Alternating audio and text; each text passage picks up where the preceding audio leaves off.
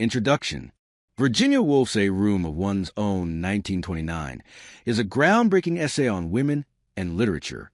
While famously summarized by Woolf's assertion that a woman must have money and a room of her own if she is to write fiction, the work contains far deeper reflections. Through this essay, Woolf sharply analyzes the historical oppression of female creators, gender bias in literature, and the conditions necessary for creative freedom. This discussion will follow the key arguments of A Room of One's Own while exploring its enduring relevance. Summary and key content.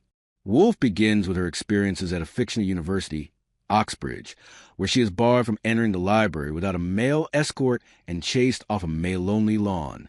These encounters with institutional exclusion lead her to question why women have been so rare in literary history. She then imagines Shakespeare's sister, a hypothetical female counterpart to the bard. Though equally talented, this character faces familial opposition and societal constraints that ultimately drive her to suicide. Through this tragic figure, Woolf critiques how even genius was doomed to fail under systems that suppress women. The essay also examines how 18th to 19th century female writers like Jane Austen and George Eliot managed to create despite oppressive environments. Woolf highlights Austen's struggle to write in a shared family parlor. Forced to hide her manuscripts whenever someone entered, a poignant symbol of the female artist's invisible labor. Thematic analysis. 1. Material conditions and creative freedom. Woolf's famous declaration, pound 500 a year in a lockable room, transcends literal meaning. Financial independence safeguards mental freedom, while physical space shields creators from interruptions. These are not luxuries, but necessities for artistic production. 2. Gender bias in literary history. Woolf critiques how male-dominated criticism judges women's writing by asking, what would a man have achieved in her place? She exposes double standards. Emotionality condemned in women's work is tolerated in men's aggressive prose. 3. Androgynous creativity.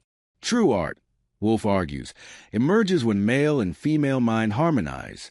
She finds this balance in Shakespeare and Keats, proposing that transcendent creativity exists beyond gendered thinking.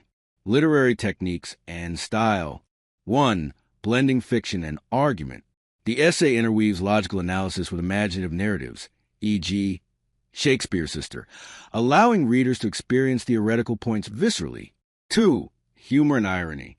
Woolf's which sharpens her critique, as when she observes, when a man writes a woman's inferiority, his anger proves his point. 3. Poetic prose. Meditative passages, like imagine what it meant to write poetry 500 years ago as a woman, elevate the essay into lyrical reflection. Modern relevance. 1. Foundation for feminist criticism. This text underpins second-wave feminism. Today, the room metaphor extends to workplace equity, childcare, and balancing domestic/creative labor. 2. Creators' rights reimagined. From YouTubers to freelancers, modern creators still grapple with Woolf's core dilemma. Sustainable art requires both space and economic stability. 3. Intersectional foresight.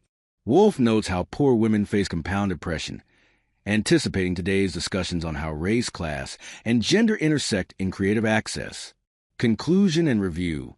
A Room of One's Own is more than a feminist manifesto. It is meditation on the prerequisites for all creativity and an elegy for voices erased from literary history. Woolf's arguments remain startlingly alive in a world where gender pay gaps persist and women artists are still dismissed as too political. The essay's brilliance lies in its fusion of rigorous analysis and luminous prose.